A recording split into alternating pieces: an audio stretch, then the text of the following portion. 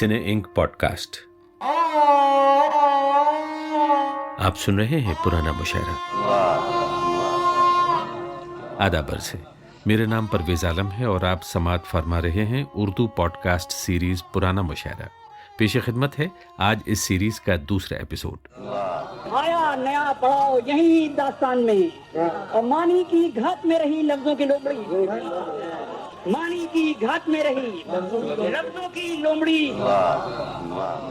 ये क्या है मोहब्बत में तो ऐसा नहीं होता, मैं तुझसे जुदा होके भी तन्हा नहीं होता। मैं तो अपने आप को उस दिन बहुत अच्छी लगी, वो जो थक कर देर से आया उसे कैसा। आज के प्रोग्राम में आप सुनेंगे बाकर मेहंदी, शहरयार और जहरा निगाह से उनका कलाम। ये पुरानी रिकॉर्डिंग्स हैं जो हमें साजिद रजा खां के तवस्सुत से मौसूल हुई। गुज़िश्ता 40 बरस में आपने बहुत से मुशायरे सुने और रिकॉर्ड किए। रिकॉर्डिंग पुरानी है लेकिन मुशायरे की निज़ामत और पेशकश बिल्कुल नई है। शायरों के कलाम के बाद आखिर में आप सुनेंगे आज का ट्रिविया या दिलचस्प नुक्ता, जिसका मौजू है मुशायरे का आगाज कब हुआ। तो लीजिए समाअत फरमाइए पुराना मुशायरा। पेश कर रहे हैं प्रोफेसर अली जावेद। मुअज़्ज़ज़ ख़वातीन व हज़रात, सीने इंक पॉडकास्ट के इस अदबी मुशायरे में एक बार फिर मैं अली जावेद आपका खैर मक़दम करता हूँ। हम वाकिफ़ हैं कि हमारे समाज में उर्दू के इब्तिदाई दौर से लेकर अब तक मुशायरों की जो रवायत रही है वो उसी तरह से कायम है और आज भी मकबूलियत हासिल कर रही है। हमने अपने इस मुशायरे में मुख्तलिफ़ लबो लहजे के शुअरा के कलाम आपकी खिदमत में पेश किए। उसी सिलसिले को आगे बढ़ाते हुए आज हम जिन शुअरा के कलाम को आपकी खिदमत में पेश करेंगे वो उसी तरह से अलग अलग लबो लहजे के शायर हैं। उनकी अलग इनफरादियत है और उर्दू ज़बान व अदब में अलग मकाम रखते हैं। उर्दू ज़बान व अदब की तारीख़ में जो एक बहुत ही अहम नाम हमारे सामने आता है वो नाम है बाकर मेहंदी का। बाकर मेहंदी का नाम आते ही हमारे जहनों में एक ऐसे शख्स का तसव्वुर उभरता है जो सरापा एहतजाज है, हर शय को ठोकर मारता हुआ आगे बढ़ता जा रहा है और किसी के रोके रुकने वाला नहीं। उर्दू अदब में जोश मलिहाबादी को बागी लबो लहजे का शायर तसव्वुर किया जाता रहा है, लेकिन बगावत की तारीफ़ में अगर किसी शख्स को 100% नंबर दिए जा सकते हैं तो वो नाम बाकर मेहंदी का है। सरज़मीन अवध के रुदौली में जन्म लेने वाला ये शायर 60, 70 और 80 की दहाई में हिंदुस्तान के पूरे अदबी मंजरनामे पर छाया रहा। तरक्की पसंदी और जदीदियत की बहसों से आज़ाद बाकर मेहंदी ने अपनी दुनिया आप पैदा की और उर्दू शायरी व नस्र में जो हैबत तारी की वो आज भी कायम है। उनके चंद अशार आपकी खिदमत में पेश करने की इजाज़त चाहता हूँ।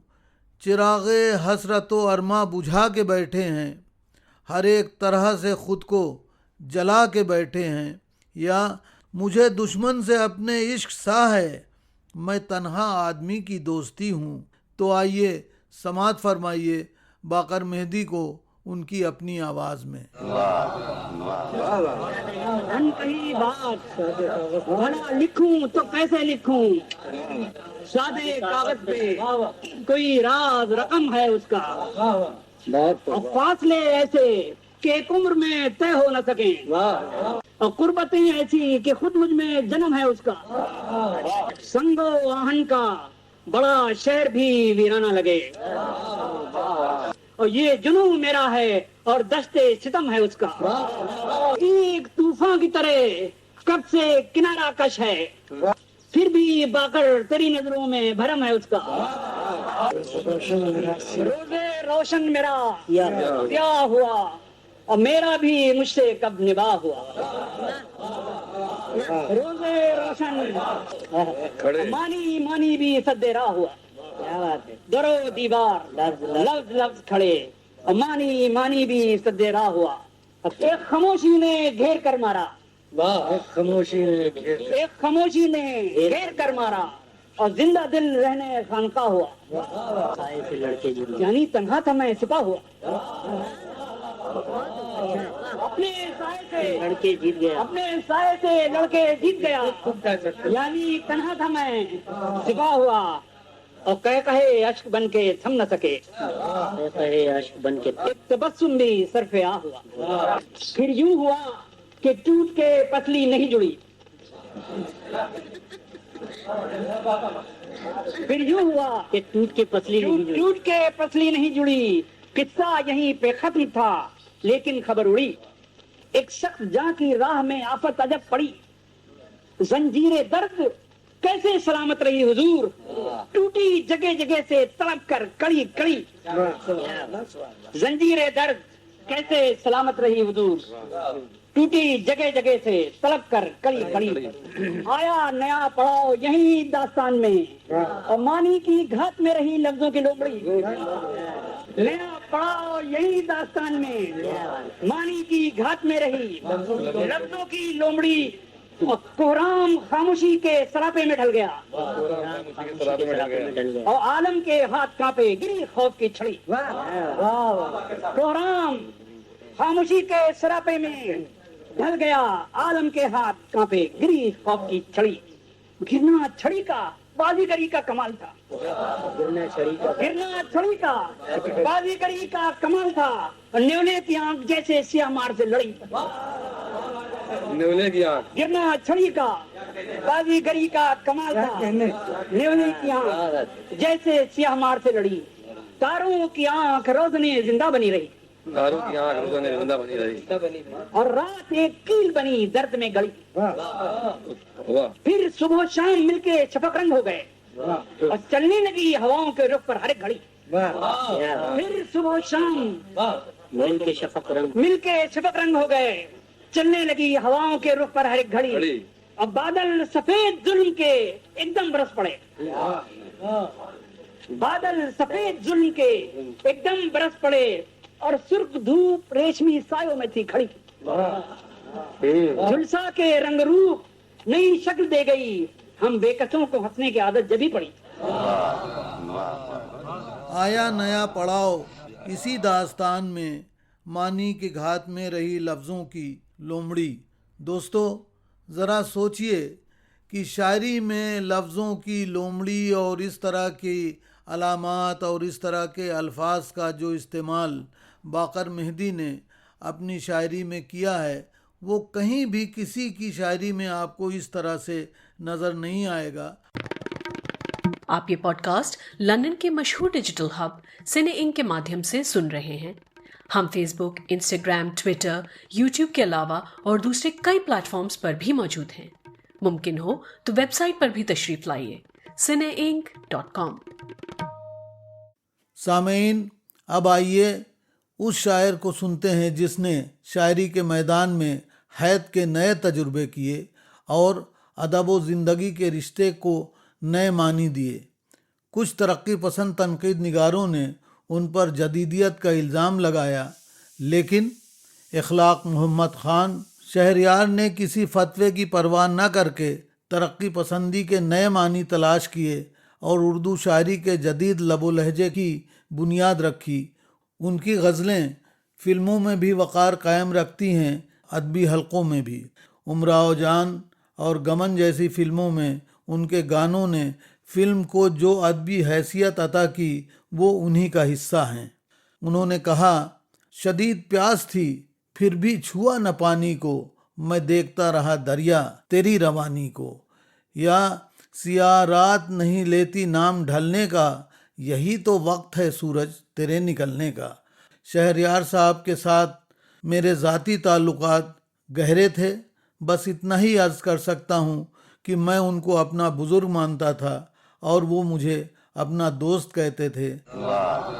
کئی صدیاں خواب و خیال کی، کئی عمریں ہجر و وصال کی، کئی عمریں ہجر و وصال کی جو بتا چکا ہے خدا کرے، جو بتا چکا ہے خدا کرے، کڑی دھوپ دن کی تمازتیں، کڑی دھوپ دن کی تمازتیں، کھلی وسعتوں کی مسافتیں، اسے راس آئیں یہ ہو سکے کسی ایک رات وہ سو سکے۔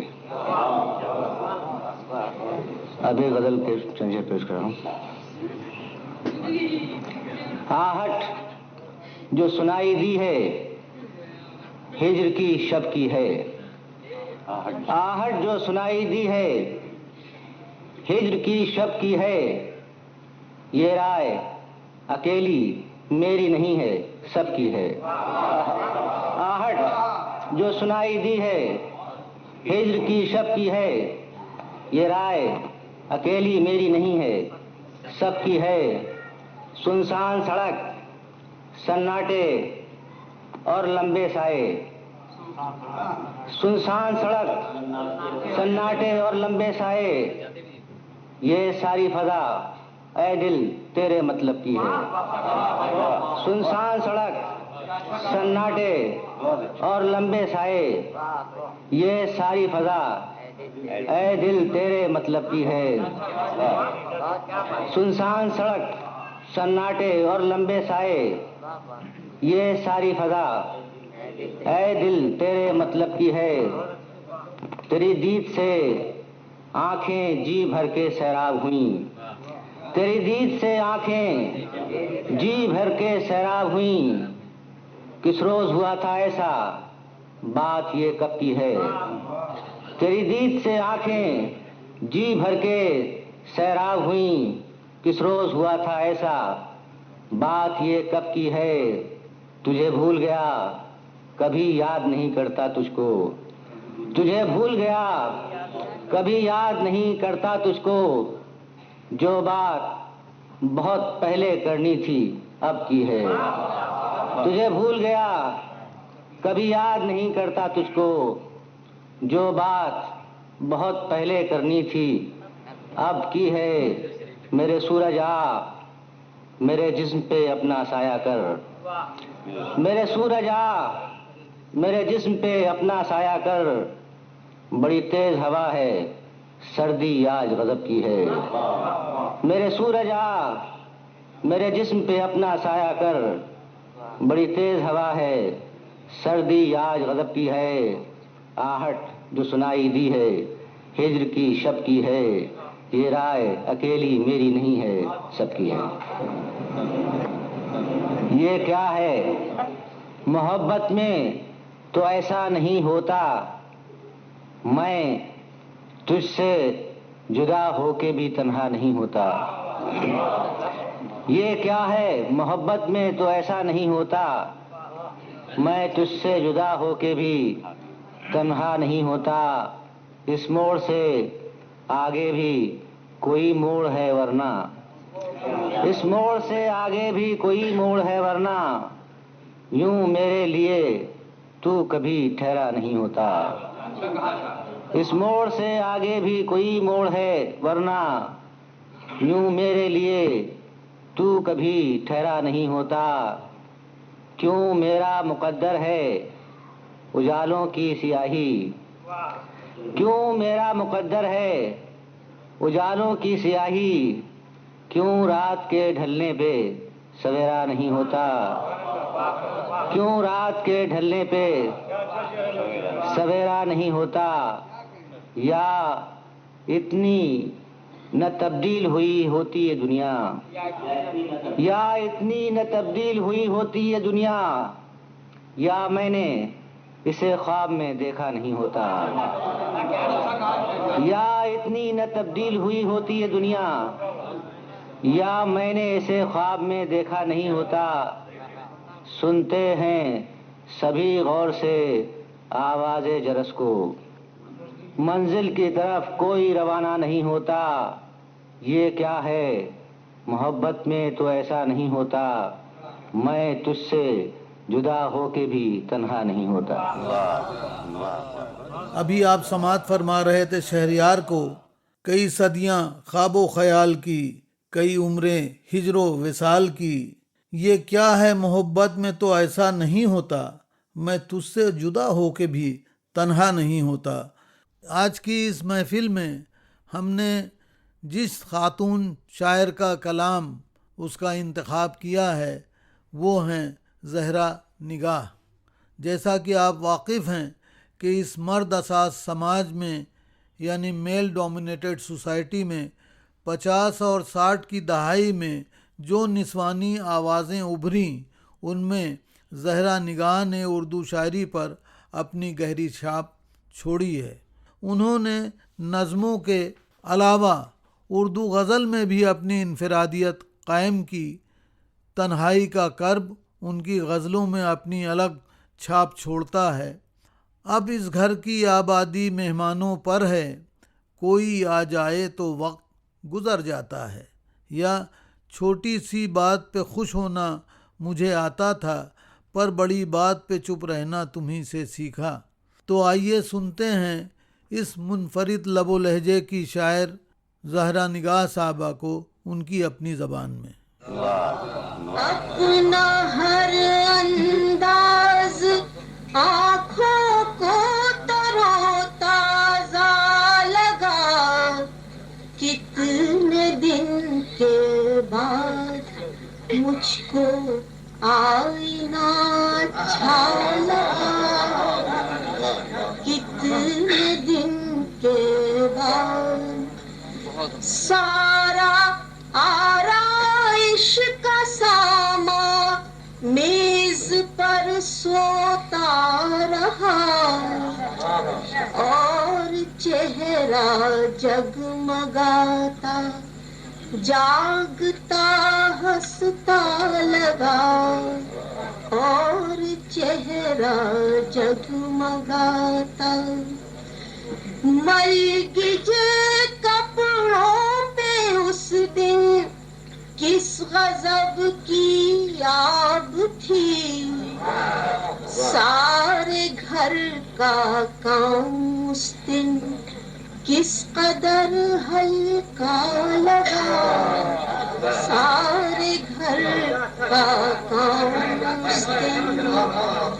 मलगिजे कपड़ों पे उस दिन किस गजब की आग थी, सारे घर का काम उस दिन किस कदर हल्का लगा। कैसे हर कमरे में दीवारों के चेहरे खिल उठे, कैसा हर कोना मुझे कहता लगा सुनता लगा। मैं तो अपने आप को उस दिन बहुत अच्छी लगी, वो जो थक कर देर से आया उसे कैसा। अपना हर अंदाज आँखों को तरोताज़ा लगा, कितने दिन के बाद मुझको आईना अच्छा लगा। तो दोस्तों, ये थी ज़हरा निगाह साहबा जो आज भी सरगर्म हैं, और हमें उम्मीद है कि वो हमारे ज़हनों को अपने अशार के ज़रिए मुस्तक़बिल में भी इसी तरह से मुनव्वर करती रहेंगी, और हम उनके अशार से महजूज़ होते रहेंगे। आपका ये खादिम अली जावेद आपसे इजाज़त चाहता है।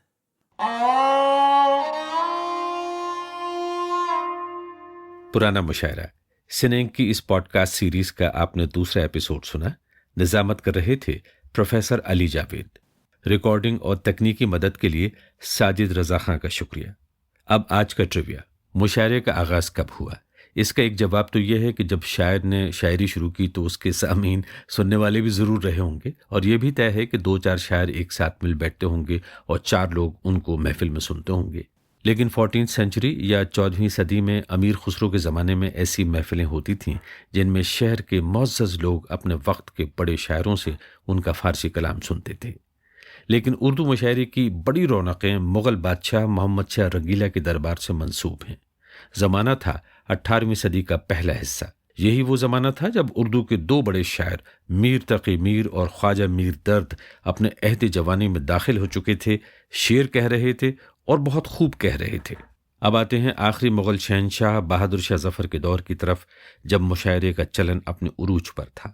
اسی دور میں مرزا اسد اللہ خان غالب اور شیخ ابراہیم ذوق دلی کے لال قلعے کے مشاعروں کی شان تھے۔ مشہور ہے کہ ان دو شاعروں کے درمیان بڑی شاعرانہ قسم کی رنجش بھی تھی۔ واقعہ ہے کہ سن 1852 میں بہادر شاہ ظفر کے سب سے چھوٹے بیٹے جواں بخت کی شادی کے موقع پر ماں کے دل میں ارمان جاگا کہ دولہے کا صحرا پڑھا جائے۔ یوں تو دربار کے سب سے بڑے شاعر ذوق تھے اور یہ کام انہی کو کرنا تھا، لیکن وہ بیمار پڑ گئے اور ملکہ زینت محل نے غالب سے درخواست کی کہ وہ ان کے بیٹے کا صحرا لکھیں۔